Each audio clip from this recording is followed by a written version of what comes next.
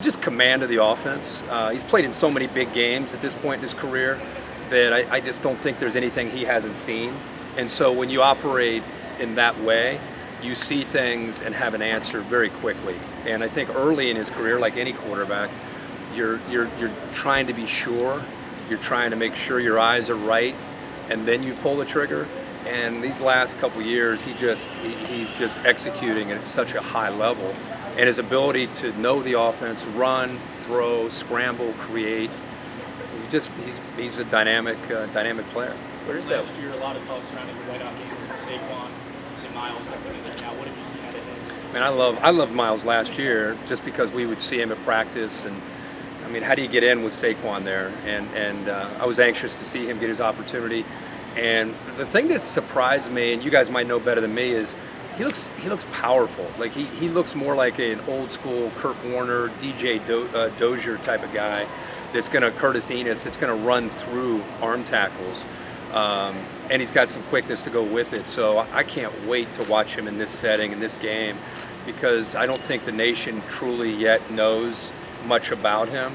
And I think after this game, they're going to have a better feel of what he can bring to the table. But to me, he's a key to the whole operation.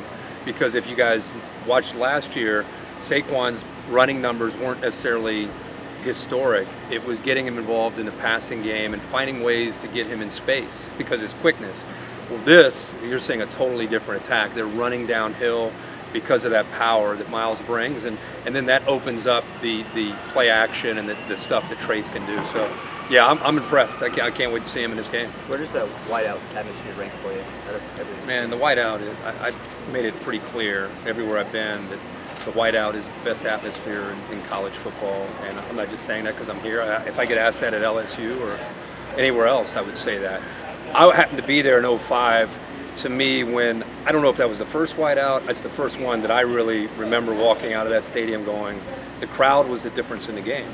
I think it was Tom Bahali had a bunch of sacks, and Ohio State had Troy Smith, and their offensive linemen couldn't hear, and a bunch of false starts, and they really affected the rhythm of the Ohio State offense. And obviously you guys had some tough years there for about 3 or 4 or 5 years, and once they came back to being a national power again, I would challenge anybody, not just college football, but anybody in any sport, to find a home field advantage when Penn State does a whiteout at night and they're ranked up in the top 10 and they play a top 10 opponent.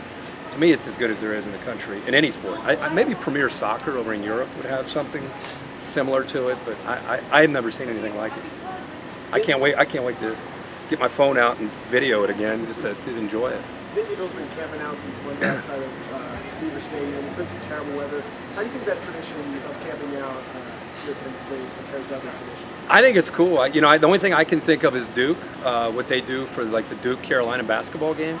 But I think what people don't nationally understand is, and maybe make sure I understand it, is that general admission seating. Whereas if you go to Ohio State or you go to most of these schools, they have reserved seating for their students. And so I'm always blown away when you get in there an hour and a half, 2 hours before the game, and there's the student section just already in the whole stadium or part of the stadium. And I think to see that the weather, it's raining, people's tents are flipping over, and these people are still out there because they just are so passionate about being there and being a part of that night. So it's special, man. It's what college football. It's what makes, to me, a story about what makes college football what it is. And again, it's just awesome to be here. What sticks out to you about James Franklin able to turn a program around like Vanderbilt and then return Penn State to prominence? He's a great visionary, great recruiter, has a great ability to tell people about what he's going to do. And you guys have been around him. He just has kind of one of those infectious personalities. And when he walks into your family room and you're a recruit, the mom, the dad, whoever's in that room was like, I want you to go play for that guy. So he has a way of attracting a really talented, not only players, but a talented staff. And he just puts it all together. I mean, you lose a lot of great pieces.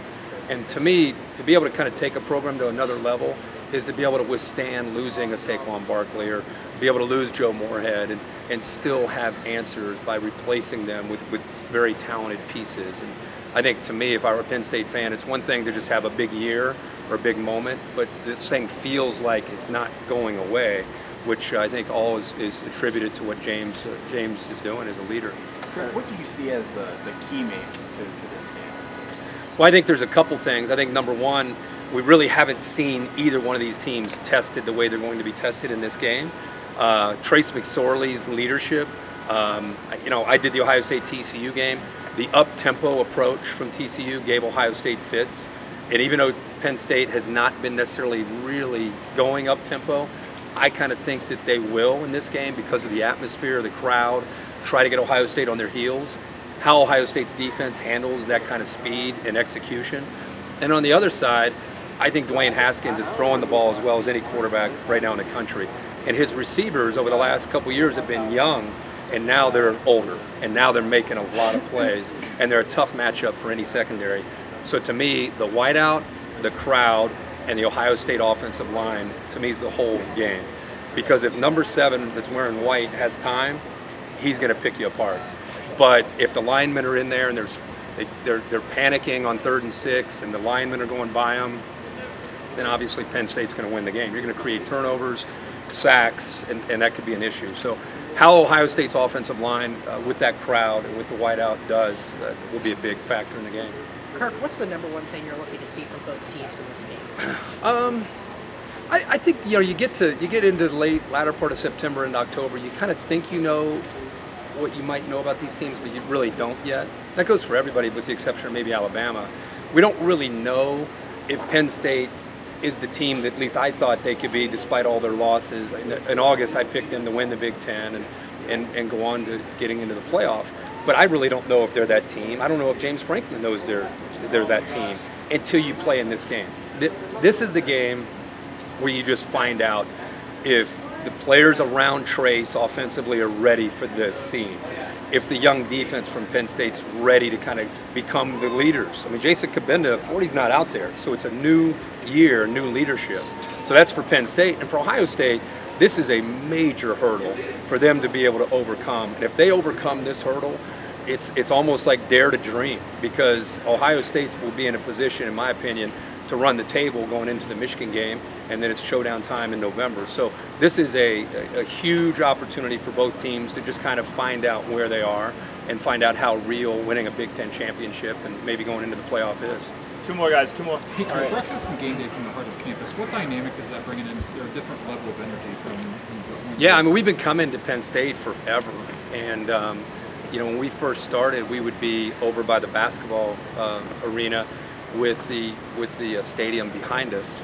And that was early, in our show, and the crowds would be great. In fact, I would give Penn State's crowd, if you watch game day on a regular basis now, you see thousands of signs. And Penn State really started that. I mean, we used to have a handful of signs around our shows, and then one year we came to Penn State, and there must have been, I don't know, just as far as you could see were signs. And that kind of started a new tradition where every week it's just as far as you can see there are signs. And so putting it now from where we were was a little bit more confined to here, where it's this beautiful area, and it feels a little bit more like a kind of a college campus and a college feel. I love it, and I think I can just right now as we're talking envision what we're going to see tomorrow morning, and it's going to be a sea of white, and all those signs and people going crazy and getting ready for the game. It's going to be fun. Last one. Over the last 2 years, Penn State and Ohio State have had some of the best games in college football. Do you believe that they are the best rivalry in college football right now? It's boy, the last 2 years are, it's everything you would hope for. I went back and watched both those games this week, and you forget the way the 16 game went. Ohio State was really having their way, and they couldn't score touchdowns, and they were settling for field goals, and Penn State just kind of kept hanging in there. What I found interesting is prior to that game, from everything that went on with Joe and Jerry Sandusky and all that, to that moment in 16, they weren't ranked. And then from that game where Marcus Allen went up and it's a touchdown and they beat Ohio State, they've been ranked every week since then. And in fact, in many cases, up in the top 10. So I really look at that 2016 game is metaphorically as a turning point in this program's history, and hopefully they won't turn back, from that point in 16. But that game was big, and we were so excited what's going to happen in 17. There's no way it can be as hyped, because remember, Ohio State got into the playoff and Penn State beat them, and they didn't. There was so much drama, and man, 17 was even better than 16. And the way that game ended, Penn State played well enough to win that game, and now here we are in 18. So, yeah, you can make a very strong case that the last couple of years or in the playoff era, that the Ohio State-Penn State game's been as meaningful as any game out there.